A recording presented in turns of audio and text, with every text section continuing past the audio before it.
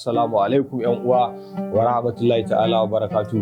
Barkanmu da saduwa da ku yau a cikin wannan shiri namu na tafarkin tsira. Yau za mu ɗan yi magana ne akan hadisi da yake hadisi kudusi da manzo Allah yake cewa Allah ya rubuta kyawawa ya kuma rubuta munana, amma yayi bayanin yanda za ta abin nan. To bayanin anan shine a takaice za mu ɗauki bayanin ba sai mun ja bakin hadisin ba.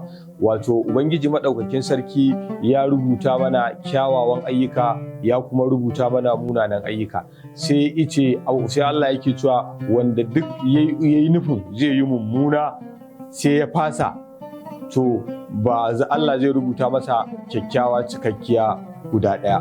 Wanda kuma idan kuma ya aikata ta ita wannan mummuna, to za a rubuta masa mummuna guda ɗaya. Sannan idan kuma ya yi nufin zai aikata kyakkyawa bai samu ya aikata ba, ita ma Allah zai rubuta mata hasanatan kamilatan kyakkyawa guda ɗaya. Idan kuma ya aikata ta, Allah zai ninka masa ita, za a ninka masa ita bi ashari amsaliha, za a ninka masa wannan kyakkyawa da ya gomanta.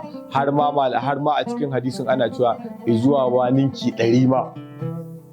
To, saboda haka ‘yan uwa muke jan hankalinku da wannan hadisi mai girma, a dinga ƙoƙari ana yin aikin alkhairi. La taqiranna sagiran min al-ma'ruf, kada ka dinga raina abu ɗan ƙanƙani wanda zaka bayar na alkhairi. Dan sadaka yan 20 ɗinka ce 10 bayar, in wani ya bada miliyan 1 kai ba da naira 10 ka. Allah yana kallon zuciya ne ba ya tarin kuɗi ba, abinda Allah yake kallo kyakkyawan niyya da kai da ita. Wa ina ganin ‘yan uwa daga nan sai in baku, assalamu alaikum wa rahmatullah.